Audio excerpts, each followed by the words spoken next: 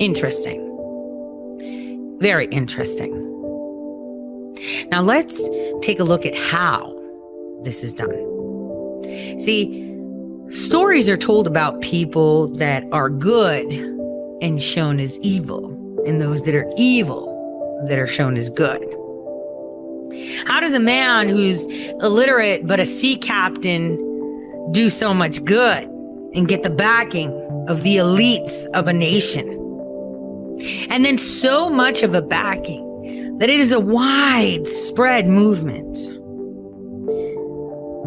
And this weird, insane influx of orphans from around the world.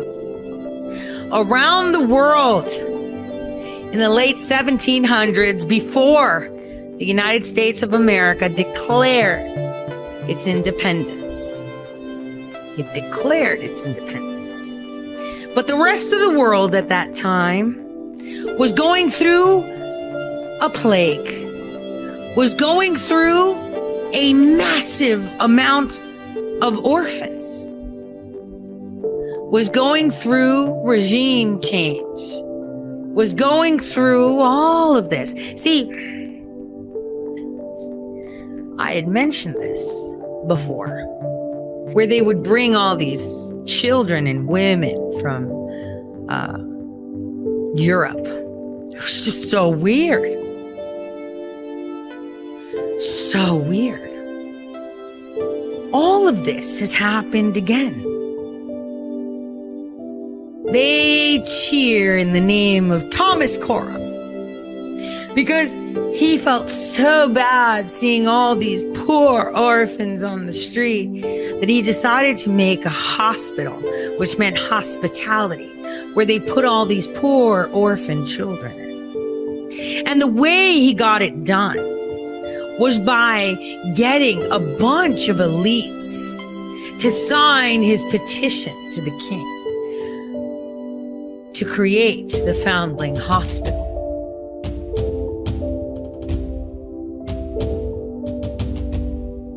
He made him the Duke of Bedford for that.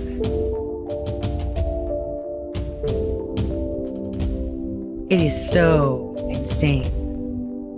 The hospital had 17 dukes, 29 earls, 6 viscounts, 20 barons, 20 baronets, 7 privy counts, and the Lord Mayor and 8 aldermen of the city of London.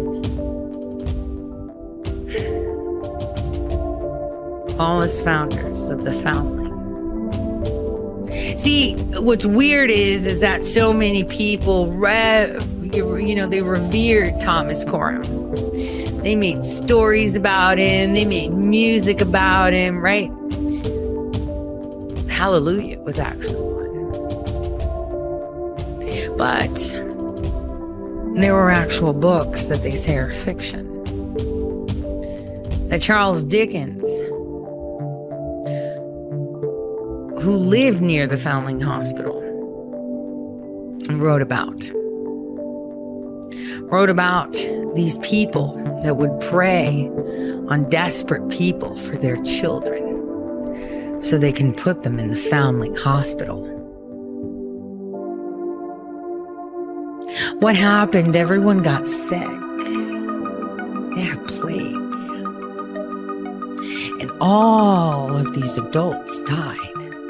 And then all of these maidens were pregnant, but couldn't seem to take care of their children, so they would take them.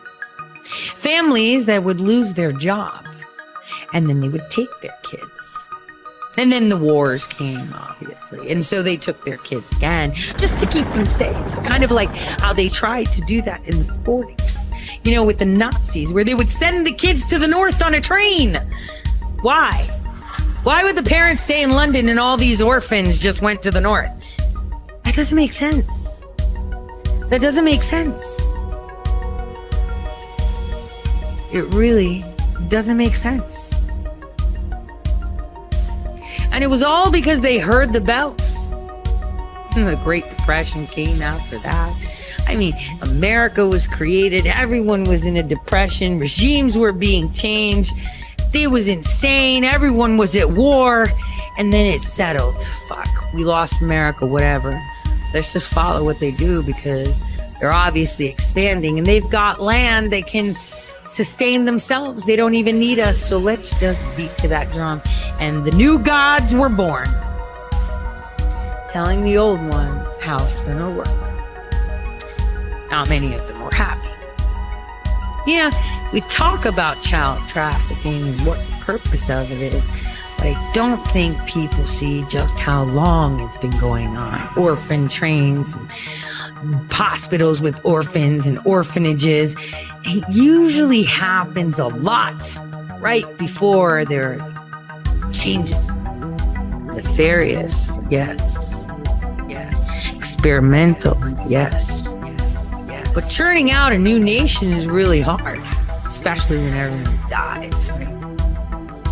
That's what I don't get, is how people hadn't seen it. I think it's important for us to take a good breath. Take a really deep breath. And just pray for a little bit, because what you're about to see from a 40,000-foot view may cause you some disruption. So go get that coffee, and I'll be right back.